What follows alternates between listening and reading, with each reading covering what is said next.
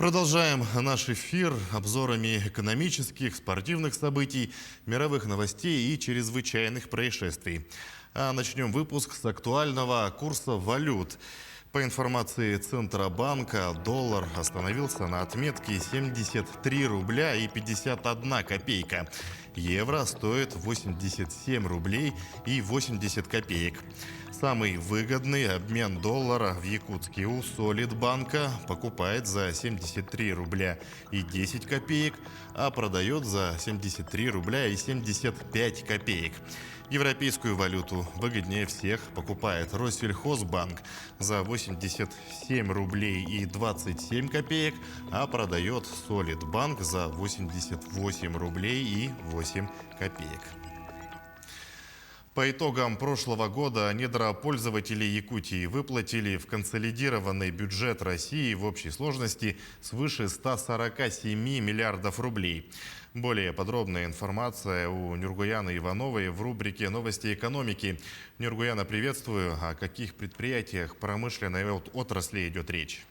Сергей, приветствую тебя. Как следует из материалов Федеральной налоговой службы, основной объем средств в государственный бюджет направили предприятия, ведущие добычу сырой нефти и газа.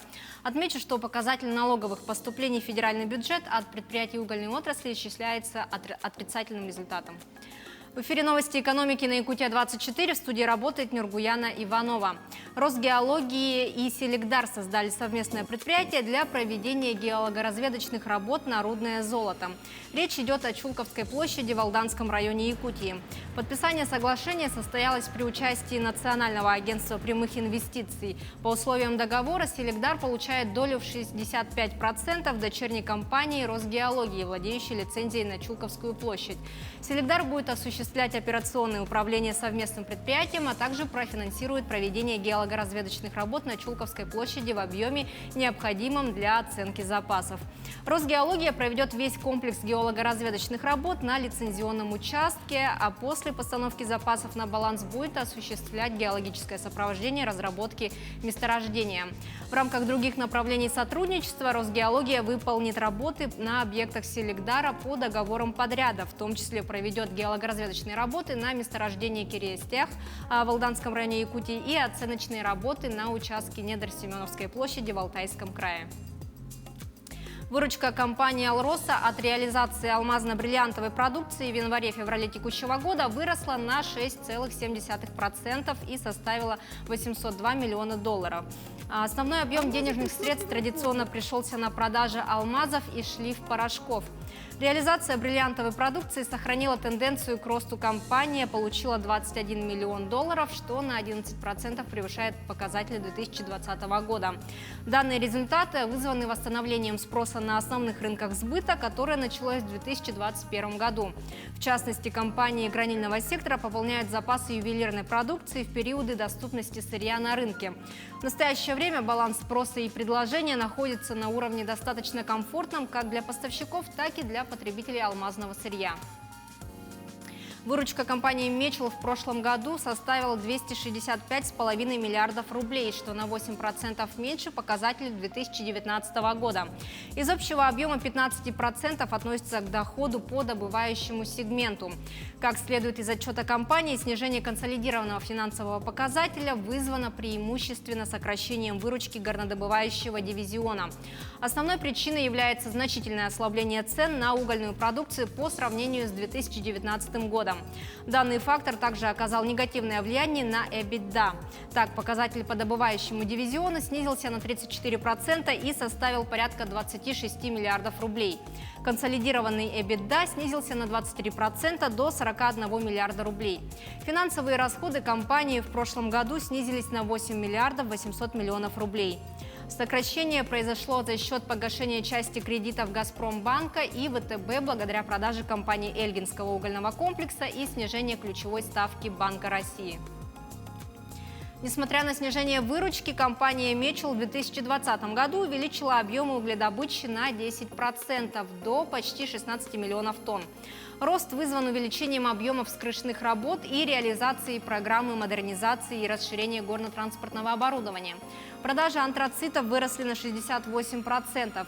Значительное увеличение вызвано ростом добычи на разрезе Красногорский. Кроме того, в прошлом году Мечел на 54% увеличил поставки в европейские страны и почти в 3 раза в Азию, в частности, на премиальные рынки Южной Кореи и Японии. Поставки энергетических углей выросли на 26% благодаря росту производства в Якутугле и вовлечению в реализацию существующих складских запасов. Отгрузки кокса в общей сложности выросли на 4%, а основной объем был направлен в страны СНГ и на азиатские рынки. Совет директоров ЯТЭК на очередном годовом собрании принял решение впервые за 5 лет выплатить дивиденды по итогам деятельности в 2020 году. Сумма выплат составит 500 миллионов рублей. Перечисления акционерам ведутся согласно принятой в декабре 2020 года стратегии развития организаций до 2025 года. Так, с 2021 года решено направлять на выплату дивидендного дохода не менее 30% от чистой прибыли. В компании сообщили, что в дальнейшем все мероприятия будут направлены на увеличение капитализации компании и рост акционерной стоимости для всех акционеров. Следует отметить, что за год рыночная капитализация ЯТЭК увеличилась почти в 5 раз до 103 миллиардов рублей. На этом у меня все. Оставайтесь в курсе экономических событий на Якутия-24. Сергей, тебе слово. С экономической ситуацией в стране и мире нас ознакомила Нургуяна Иванова, а мы идем далее. За прошедшие сутки еще 30 якутян заболели коронавирусной инфекцией, сообщила на брифинге замруководителя оперштаба республики Ольга Балабкина. В том числе в Якутске 20 случаев, в Чурапчинском Улусе 5, в Мирнинском районе 2, по одному случаю в Вилюйском, Горном, Нерюнгринском районах. За сутки лаборатории республики провели 870 исследований на COVID-19. Также Ольга Балабкина сообщила о продлении режима ограничений в Якутии до 31 марта включительно. Режим самоизоляции для граждан старше 65 лет и граждан, имеющих хронические заболевания, также продлевается. Продолжается и вакцинация в регионе. И сегодня вновь у нас стали появляться завозные случаи, связанные с тем, что приезжают лица из других субъектов Российской Федерации. И, соответственно, еще раз обращаю внимание и жителей республики, и руководителей оперативных штабов на необходимость соблюдения мер и добровольной самоизоляции, и мер сохранения вокруг себя людей для того, чтобы не распространять инфекцию. На настоящий момент в республике продолжается вакцинирование населения. На 15 марта из поступившей в республике вакцину использовано 98,6% от поступившей вакцину республики. Авиакомпания «Алроса» в рамках летнего расписания открывает сегодня продажу субсидированных билетов. Речь идет о новых маршрутах из Мирного во Владивосток и Тюмень, сообщает пресс-служба перевозчика. Стоимость билета с багажом в одну сторону составляет от 9090 рублей. Субсидия распространяется на все категории пассажиров любого возраста без ограничений.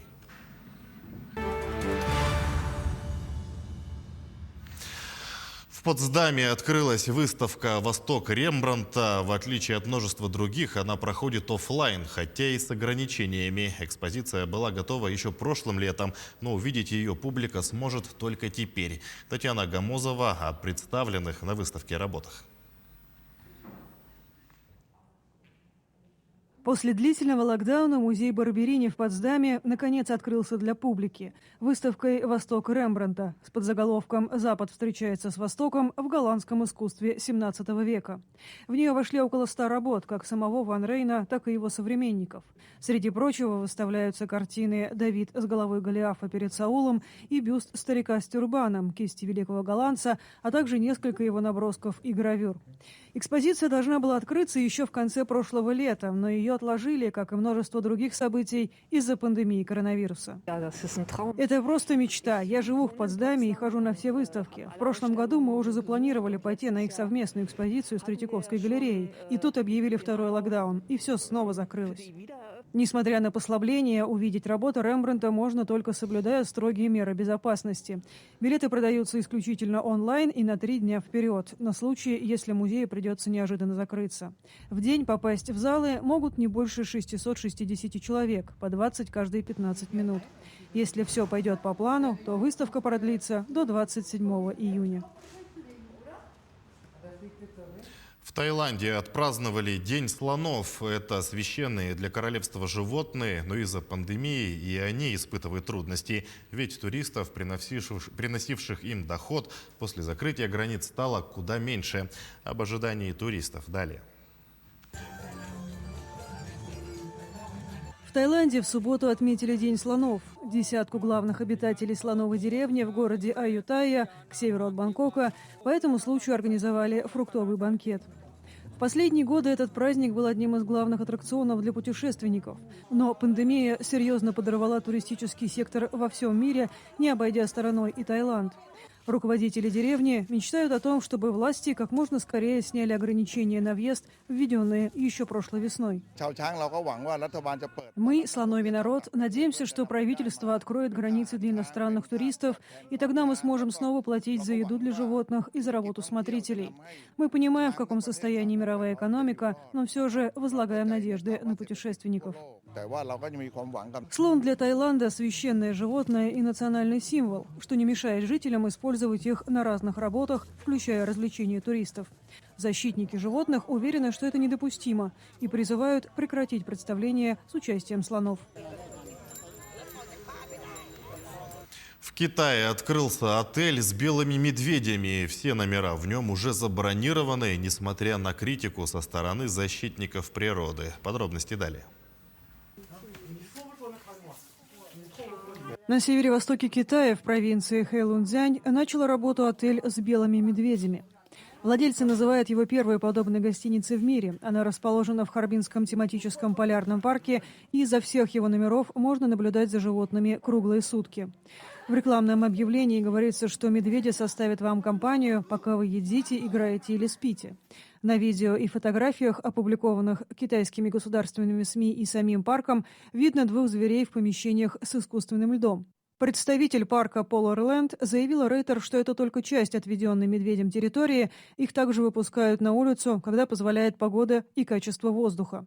По данным парка, все номера в гостинице забронированы по цене от 290 до $443 за сутки. Это примерно 21 и 32 тысячи рублей соответственно. Старший вице-президент организации «Люди за этичное отношение к животным» Джейсон Бейкер в свою очередь сказал Рейтер, что любой отель не место для полярных медведей, которые сохраняют активность большую часть дня и в дикой природе преодолевают огромные расстояния. Наблюдатели за китами сняли с дрона несколько финвалов, которые вернулись из Атлантики в Средиземное море на кормежку. О редчайших китах у берегов Каталонии. Следующий сюжет. Испанские наблюдатели заметили у берегов Барселоны в Средиземном море несколько финвалов, также известных как сельдяные киты. Они ежегодно заходят сюда на кормежку, но, как сообщила исследовательская ассоциация «Эдмактуб», в этот раз они пришли раньше обычного. На прошедшей неделе сразу 6 особей удалось заснять с дрона в десятки километров от берега. Ассоциация отслеживает пути финвалов вот уже 7 лет, хотя в 2020-м наблюдения прерывались из-за пандемии. Согласно подсчетам специалистов, из 132 известных им особей каждый 10-й кит ежегодно возвращается к каталонскому побережью. Финвал может достигать 24 метров в длину. По размерам его превышает только синий кит. Этот вид относится к уязвимым.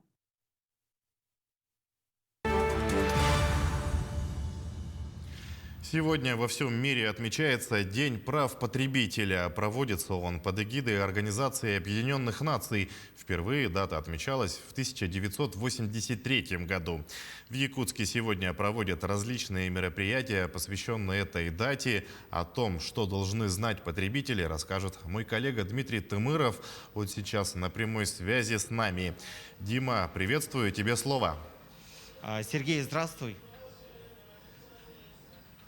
Сергей, здравствуйте. Сейчас мы находимся в торговом центре «Айсберг». Как мы знаем, вот сегодня отмечается День потребителя, и каждый из нас любит ходить по магазинам, покупать одежду, обувь и так далее. И порой многие забывают о своих законных правилах. Получается, можно также, покупая обувь, запросить гарантийный талон, поносить его. Если во время ношения обувь износился или отклеился, то его можно спокойно вернуть и обменять на новый, либо вернуть потраченные деньги. Ну, как нам сообщили сегодня в администрации города Якутска, в основном жители столицы жалуются, конечно же, на сроки хранения продуктов и на другие ущемление прав потребителя. Здесь хочется отметить, что в мэрии города отметили, что в основном ущемляют права потребителей. Это приезжие наши гости из Средней Азии, которые продают продукты и овощи. Давайте послушаем, что нам прокомментировали в администрации города Якутска. Также окружная администрация проводит консультационную и разъяснительную работу среди предпринимателей и среди населения. А вообще, как часто наши предприниматели нарушают права наших потребителей? Большинство предпринимателей стараются соблюдать все требования законодательства. Это касается обычных продуктовых магазинов, промтоварных магазинов. В торговых центрах все правила, как правило, соблюдаются. Больше всего нарушений есть в киосках по продаже фруктов и овощей, к сожалению. Да? Это не применение контрольно-кассовой техники или его отсутствие. Бывает, что информация, которая там размещена, она бывает недостоверной. То есть сведения об исполнителе бывают отсутствуют или они некорректные. Ну и для того, чтобы не оказаться в этом положении, спокойно нужно обращаться к администрации учреждения, либо заведения, попросить книгу жалоб и заполнить, и сообщить то, что там или в каком-то кафе или заведении ущемили ваши права. Ну и мы вас призываем никогда не останавливаться на достигнутом и защищать свои права перед индивидуальными предпринимателями и так далее. На этом у меня все. Дима, спасибо. Наш корреспондент Дмитрий Тымыров рассказал о правах потребителей и их защите. Пожарные извещатели установили в домах 1000 семей в Якутии. Современное оборудование установили в 67 населенных пунктах Горного, Намского, Татинского и Усть-Алданского районов. Устройство автоматически реагирует на определенный уровень концентрации дыма. В нем объединены источник питания и все компоненты, необходимые для обнаружения пожара и оповещения. При срабатывании он издает громкий звук, способный разбудить спящего человека и привлечь внимание окружающих. В современных автономных извещателях для оповещения монтируется GSM-модуль, который обеспечивает дозвон на мобильный телефон. Такие модули позволяют одновременно передавать звонки и СМС-сообщения о пожаре на телефоны 6 человек. Извещатель без замены может работать круглосуточно и беспрерывно до 3 лет. У жителей Якутии есть возможность получить 1,5 миллиона рублей в виде гранта. Продолжается прием заявок на конкурс в рамках молодежного фестиваля «Мусустар». В конкурсе могут принимать участие граждане России в возрасте от 14 до 30 лет включительно, подтвердившие участие в форуме. Максимальный размер гранта – 1,5 миллиона рублей. Соискатель вправе представить не более одной заявки, содержащей один проект в одной из 9 номинаций. Прием заявок завершится 21 марта в 14:00 по московскому времени, сообщается на сайте Росмолодежи. Национальный парк Ленские столбы в Хангаласском районе республики принял за сутки почти 1000 посетителей. Об этом сообщает пресс-служба учреждения на странице в Инстаграм. Так, парк посетили рекордное количество посетителей – 978 туристов, и даже ветер не остановил отдыхающих. Зимний туристический сезон в парке Ленские столбы стартовал 21 февраля. На его территории обитают 36 видов фауны, более 100 видов птиц, а также 23 вида рыб. По данным опроса аналитического центра НАФИ, Ленские столбы являются одним из самых интересных достопримечательностей России. Полицейские раскрыли кражу планшета прямо с витрины магазина цифровой техники в Якутске. Подозреваемым оказался 34-летний мужчина, ранее судимый за имущественное преступление. Тему продолжит мой коллега Юрий Осипов. Юра, приветствую. Ждем от тебя подробностей. Здравствуй, Сергей. Со слов подозреваемого, похищенный планшет он успел продать, а вырученные деньги потратить. Как выяснилось, злоумышленник находится под административным надзором. Сейчас его арестовали и поместили в следственный изолятор. В его отношении возбуждено уголовное дело. Здравствуйте. В эфире обзор чрезвычайных происшествий, в студии Юрий Осипов. Житель Якутска украл инструменты у коллеги. Мужчины вместе проводили ремонт квартиры в многоквартирном доме. Подозреваемый во время работы одолжил у потерпевшего на пару часов его перфораторы. Забрав чужие инструменты, злоумышленник ушел. Похищенное он тут же сдал в ломбард, после чего перестал выходить на работу. По словам подозреваемого, вырученные деньги он потратил на погашение своих долгов. В его отношении возбуждено уголовное дело. Мужчине грозит до 5 лет лишения свободы. Полицейские раскрыли кражу в Якутске. Со слов потерпевшего, накануне он познакомился на улице с женщиной, которую пригласил к себе домой для совместного распития спиртного. Проснувшись утром, заявитель обнаружил, что гостей нет, а из квартиры похищен телевизор. Сотрудники уголовного розыска установили подозреваемую. Ею оказалась 27-летняя женщина, ранее уже судимая за кражу. По ее словам, телевизор она успела продать. Возбуждено уголовное дело. Женщина осуждена за ненадлежащее исполнение обязанностей по воспитанию ребенка и жестокое обращение в Мирном. Об этом сообщает прокуратура Якутии. 53-летняя местная жительница ранее была ограничена в родительских правах. Из-за злоупотребления спиртными напитками она самоустранилась от воспитания и содержания 15-летней дочери. Женщина пренебрегала ее потребностями в режимном питании, чистой одежде и надлежащих условиях проживания, а также не следила за ее здоровьем. Кроме того, женщина систематически выражалась в адрес девочки словами, унижающими ее достоинством, а также неоднократно применяла физическое насилие. Отмечается, что девочка не раз обращалась за помощью к соседям, школьному психологу, а также помещалась в Мирнинский социально-реабилитационный центр для несовершеннолетних. По итогам судебного заседания женщине назначен штраф.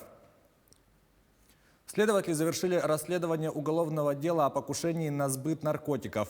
Обвиняемые 20-летний местный житель и 16-летний школьник. Летом прошлого года старший обвиняемый с использованием кроссплатформенного мессенджера вступил в переписку с незнакомыми людьми и согласился на роль закладчика наркотиков. В СК отмечают, что он осуществлял закладку мелкооптовых партий фасованных наркотиков в разных частях города, фотографировал места закладок и отправлял изображение другому человеку, имеющему роль оператора. В ноябре он не смог самостоятельно совершить закладку, так как был пьян, и предложил сделать это своему 16-летнему знакомому, пообещав денег. Школьник получил от обвиняемого 35 пакетиков и разместил их в указанных тайниках. Умысел распространителя не был доведен до конца в связи с тем, что 20-летний обвиняемый, сам являясь наркоманом, явился к одному из тайников с целью забрать закладку, где и был задержан полицейскими. Сейчас расследование завершено и уголовное дело направлено в суд. Следователи задержали заместителя председателя правительства Ставропольского края, подозреваемого во взяточничестве. Он подозревается в получении взяток в особо крупном размере. По данным следствия, в декабре 2017 года мужчина вступил в сговор с замещавшим должность первого заместителя министра строительства и архитектуры Ставропольского края и получил в качестве взятки 2,5 миллиона рублей от представителя акционерного общества за покровительство при реализации государственного контракта по строительству. Также в 2018 году они получили от представителя того же юридического лица в размере свыше 15,5 миллионов рублей за покровительство при реализации госконтракта. На этом они не остановились и в 2019 году получили взятку от представителей той же самой организации в размере уже более 45 миллионов рублей. Сейчас расследование уголовного дела продолжается. В Перу из-за проливных дождей люди страдают от мощных наводнений. Тысячи местных жителей эвакуированы. Власти пытаются ликвидировать последствия, но дожди еще не прекратились. Подробности в следующем материале рассказывает Татьяна Гамозова. Проливные дожди, обрушившиеся на Перу, спровоцировали наводнение и вынудили тысячи местных жителей покинуть свои дома. Поднявшаяся вода затопила множество построек по всей стране. В городе Пьюра, к северу от столицы Перу, Лимы, люди пытались спастись, сделав подобие плота из покрышки и деревянных обломков. В городе Багуа пожарные спасли пожилую женщину, которая оказалась заперта в своем доме после того, как его стены из необожженной глины рухнули. Ей пришлось провести несколько часов в холодной воде, прежде чем пришла помощь. Власти отправили тяжелую технику на ликвидацию последствий бедствия в 4 округах. Между тем, ливни продолжают идти, и синоптики предупреждают, что наводнения на этом не прекратятся. Это был обзор чрезвычайных происшествий. Берегите себя и до встречи в эфире. Сергей, к этому часу у меня вся информация о происшествиях в республике и за ее пределами. Передаю слово тебе. Юра, спасибо. Мы продолжаем наш выпуск. Спорт станет не только полезным, но и выгодным. В Госдуме работают над законопроектом о предоставлении налогового вычета по НДФЛ за занятия фитнесом. Вычет, согласно документу, планируют предоставлять, исходя из фактических затрат налогоплательщика на физкультурные услуги, но не более 120 тысяч рублей за налоговый период. Таким образом, любители фитнеса смогут вернуть не более 15,5 тысяч рублей.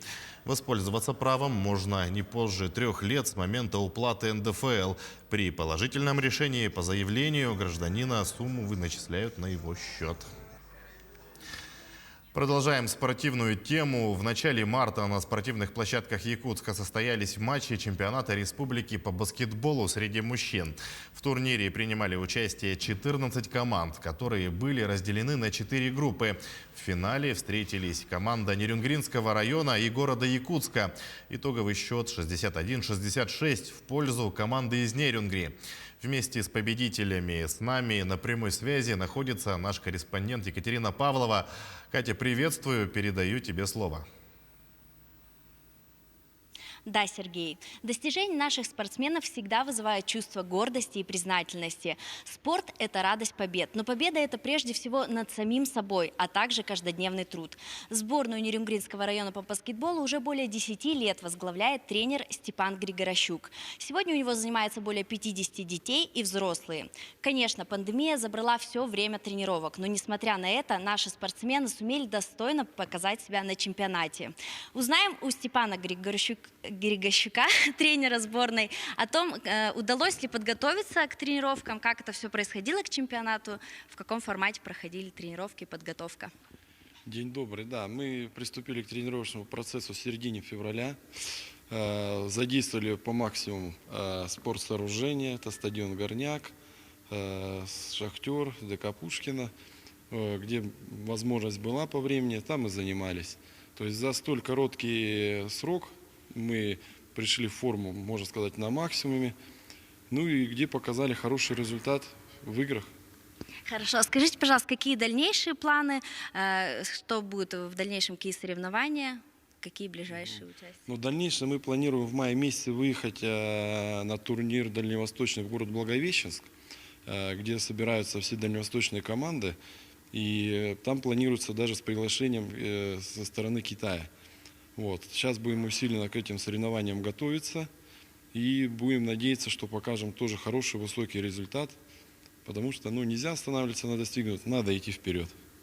Спасибо, Степан. Также рядом с нами сегодня находится Александр Сорокин, лучший игрок чемпионата, заработавший в финальном матче 25 очков. Скажите, пожалуйста, Александр, как давно вообще занимаетесь баскетболом? Что для вас эта игра значит? Баскетболом занимаюсь с 12 лет. Сначала занимался в «Шахтере» под руководством Симачева Василия Григорьевича, потом уже, когда стал более взрослым, перешел под воспитание Григорьевича Степана Андреевича. Баскетбол для меня вторая жизнь. Первая, соответственно, это семья, ну и баскетбол для меня это вторая семья моя. Скажите, пожалуйста, после перерыва легко ли дались эти игры чемпионата? Как для вас проходила эта подготовка и как вообще сама игра? Соскучились ли? Да, было очень тяжело во время ковида, то, что не были открыты залы и так далее. Но мы находили какие-то варианты, тренировались, подготавливались. Игры были тяжелые, так скажем, но все равно мы справились все вместе, потому что мы команда, мы единое целое. Спасибо вам большое, желаем дальнейших побед. Все, Сергей, Нерюнгри. Катя, спасибо. Поздравляем чемпионов Якутии по баскетболу с победой. Тем временем российские гандболисты со счетом 27-27 сыграли в ничью с командой Чехии в матче группового этапа отборочного раунда чемпионата Европы. Детали знает Власий Сергеев. Власий, приветствую. Каково турнирное положение россиян и с кем они сыграют в следующем матче? Сергей, здравствуй. Сборная России занимает первое место в своей группе, набрав 6 очков. В ее активе 2 победы и 2 ничьи. В следующем матче российские гандболисты встретятся с командой Фарерских островов, которая замыкает турнирную таблицу, не набрав ни одного балла. Здравствуйте, в эфире новости спорта, в студии Власий Сергеев. Мужская сборная России по гандболу сыграла в ничью с командой Чехии в гостевом матче группового этапа 3-го отборочного раунда чемпионата Европы. Игра завершилась со счетом 27-27. Самым результативным игроком матча стал правый полусредний россиян Дмитрий Киселев, забросивший 6 мячей. У чехов самым точным был Гырстка Якуб, на его счету 5 голов. Российская команда после 4 туров возглавляет турнирную таблицу группы 3, набрав 6 очков. Чехи располагаются на 3-й позиции, имея в активе 3 пункта. В следующем матче россияне сыграют с командой Фарерских островов. Встреча состоится 28 апреля. Даниил Медведев стал победителем турнира Ассоциации теннисистов-профессионалов. В финале соревнований, которые прошли в Марселе, россиянин обыграл француза Пьера Юга Эрбера. Встреча завершилась со счетом 6-4, 6-7, 6-4. Для Медведева этот титул стал первым в текущем сезоне. Ранее он проиграл в финале открытого чемпионата Австралии сербу Новаку Джоковичу. Напомним, 25-летний россиянин является 3-й ракеткой мира. На его счету 10 побед на турнирах ATP. Ну а на стартах серии «Большого шлема» лучшим результатом Медведева является выход в финал. Заброшенная шайба Александра Овечкина принесла победу Вашингтону над Филадельфией в гостевом матче регулярного чемпионата Национальной хоккейной лиги. Встреча завершилась со счетом 5-4. В составе столичного клуба помимо россиянина отличились Ник Даут, Дэниел Спронг, Карл Хагелин и Ник Дженсон. У хозяев льда точные броски на свой счет записали Джеймс Ван Римсдайк, Нолан Патрик, Шейн Гостисбер и Клод Жиру. Вашингтон занимает второе место в таблице Восточного дивизиона, набрав 39 очков. Филадельфия с 29 баллами идет на 5-й строке. В следующем матче Вашингтон в гостях сойдется с Баффало, а Филадельфия на выезде сыграет с Рейнджерс. Московский «Локомотив» на своем поле со счетом 3-1 обыграл Сочи в матче 22-го тура Тинькофф российской премьер-лиги. В составе железнодорожников 2 результативными ударами отметился Франсуа Камана. Еще одно взятие ворот провел Федор Смолов. Отметим, что во всех 3 случаях ассистентом выступил Рифат Джемаледдинов, который в итоге был признан лучшим игроком матча. Единственный мяч гостей забил Артур Юсупов. Благодаря этой победе «Локомотив» поднялся на 4-е место, набрав 37 очков. Сочи с таким же количеством пунктов идет на 5-й позиции. В следующем туре 18 марта московский клуб в гостях сыграет с Уфой, а Сочи днем ранее дома примет Тамбов. Футболисты «Арсенала» одержали победу над Тоттенхэмом в центральном матче 28-го тура английской премьер-лиги. Встреча прошла в Лондоне на стадионе Эмирейтс и завершилась со счетом 2-1. У канониров голы забили Мартин Эдегор и Александр Ляказет. У гостей отличился Эрик Ламела. «Арсенал» занимает 10-е место в таблице чемпионата. На его счету 41 очко. «Шпоры» идут на 7-й строке, набрав 45 баллов. В следующем туре «Арсенал» на выезде встретится с Вестхэмом, а «Тоттенхэм» в гостях сыграет с Астон Виллой. Ну и в завершение гол Никиты Евтушенко помог липецкому ЛКС выиграть у ростовского «Спартака» в гостевом матче регулярного чемпионата России по мини-футболу среди команд высшей лиги. Игра завершилась со счетом 7-4. Якутский вратарь отличился на 46-й минуте, поразив пустые ворота соперников, которые в тот момент играли в 5 полевых. Для стража ворот этот гол стал вторым в текущем сезоне. Его ЛКС располагается на 2-м месте турнирной таблицы конференции «Запад», набрав 53 очка в 24 играх. В рамках 25-го тура регулярки липецкий клуб сыграет с командой «Волгарь». Встреча пройдет 20 марта. Таковы главные спортивные новости к этому часу. Занимайтесь спортом и будьте здоровы. Сергей, у меня на этом все. Передаю слово тебе. Власий, спасибо. Это был Власий Сергеев с новостями спорта. Продолжаем наш эфир. Православные христиане вступают в Великий пост. Он самый строгий и продолжительный в православии и начинается для Русской Православной Церкви сегодня. В преддверии поста, предшествующего Пасхи, к верующим обратился патриарх Московский и всея Руси Кирилл. Он напомнил верующим, что Великий пост – это не мрачное и скучное времяпрепровождение, а пора приобретения особого духовного опыта. А накануне в Южно-Сахалинске испекли самый большой блин на Дальнем Востоке. Его диаметр около 2,5 метров. Для приготовления огромного угощения, который сами повара прозвали гигаблином, парк Южно-Сахалинска изготовил специальную печь и сковороду. Перед выполнением столь амбициозной задачи повара несколько дней оттачивали мастерство выпекания и переворачивания гигантского блина, что оказалось довольно непростой задачей. Несмотря на тренировки, на приготовление огромного праздничного угощения ушли 3 попытки и 90 литров теста. Последний блин, рекордсмен, который выпекали из остатков смеси, получился диаметром около 2 метров и весом в 15 килограммов. Также в завершающий день масленичной недели обитатели Нижегородского зоопарка отведали блинов в зоопарке Лимпопо. Уже несколько лет существует такая традиция. Например, шотландскую корову породы Хайланд порадовали морковными и тыквенными, а вот японских макак угостили блинами с сухофруктами и виноградом.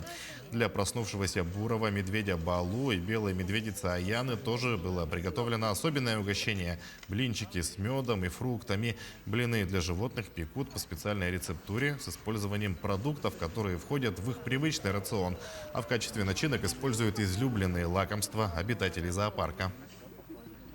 В честь этого дня традиционно мы угощаем наших животных блинами, полезными, конечно, обязательно. Данное угощение для бурого медведя Балу. 3 марта он у нас уже проснулся. Как известно, бурые медведи сластены. Здесь блинчики у нас с медом, ягоды, груши, яблочки, все, что он любит. У этих блинов пшеничная и кукурузная мука, кефир. Все это входит в постоянный рацион медведей, не только бурого, но и белого. А у белого медведя как отличается сегодняшнее угощение?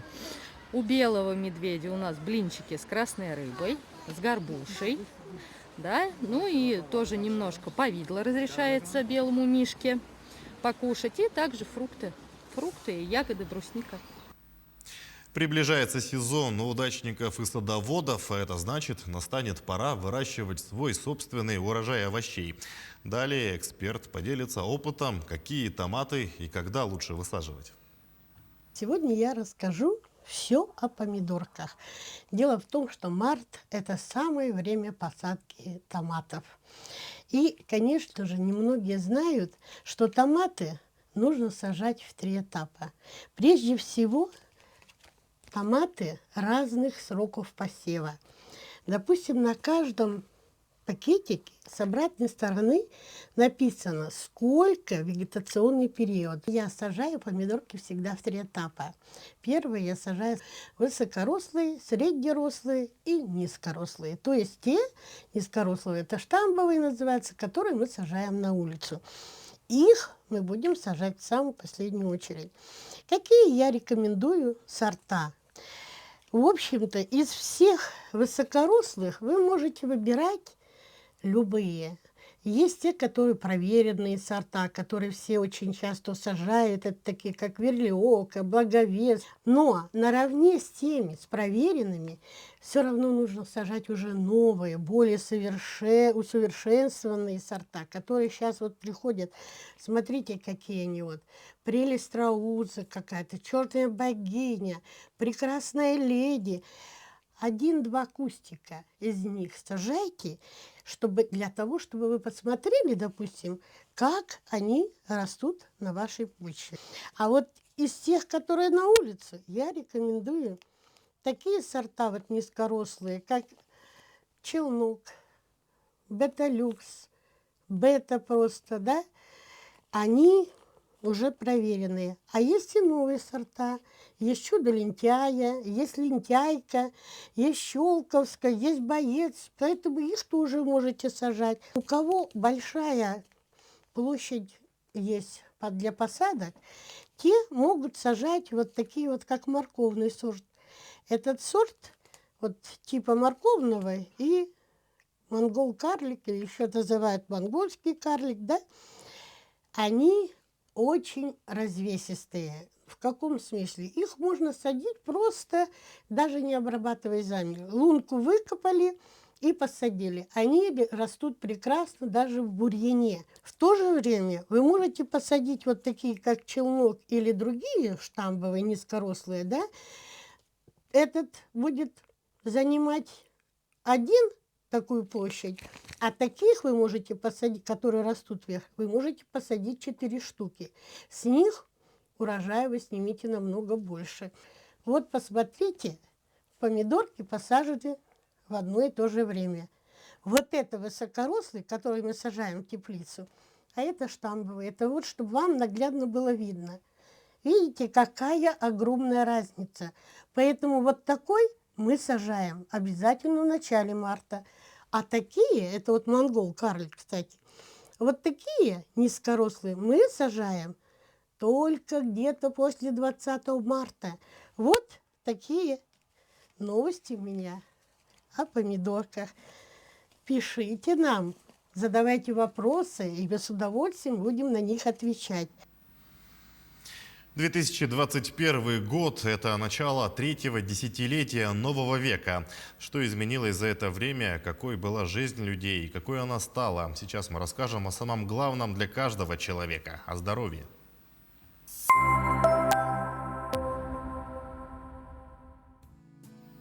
Тринадцать районов Якутии находятся на территории Крайнего Севера. Арктическая зона – это экстремальные морозы, долгая полярная ночь и особый северный рацион питания. В таких условиях людям особенно важна качественная и своевременная медицинская помощь. 193 врача и 19 фельдшеров прибыли в арктическую зону Якутии за 8 лет работы программ «Земский доктор» и «Земский фельдшер». В прошлом году, когда мир охватила пандемия, рекордное количество 60 медиков прибыли на работу в якутскую Арктику. В 2021 году количество переехавших на север республики медицинских специалистов увеличится в 1,5 раза до 86 человек.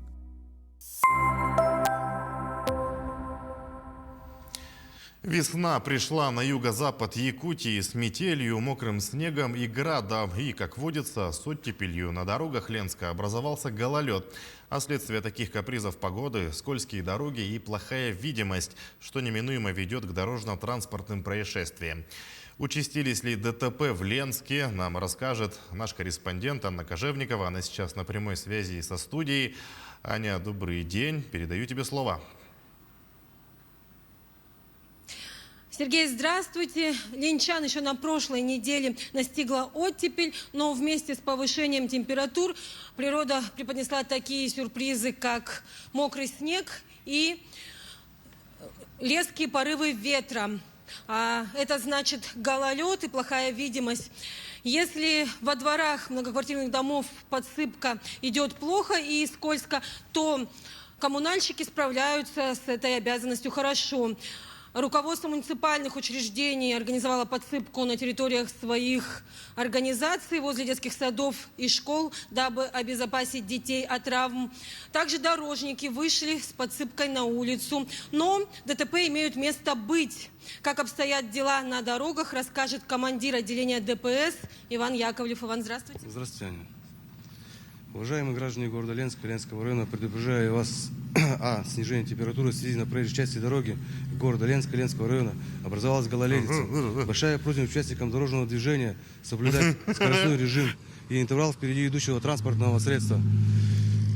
В связи с изменением погодных условий, понижение температуры, прошла гололедица, и также происходит дорожно-транспортное происшествие с нарушением соблюдения скоростного режима.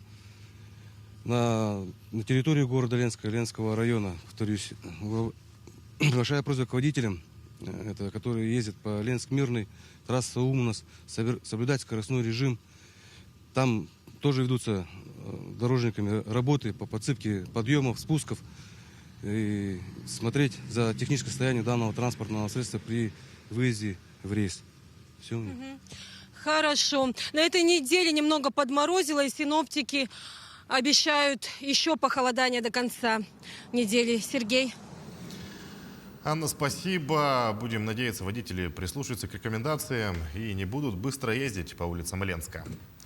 Ну а в завершении выпуска коротко о погоде в крупных городах региона.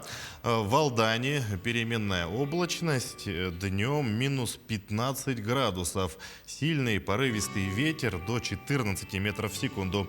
К вечеру похолодает до минус 20, а ночью до минус 22 градусов.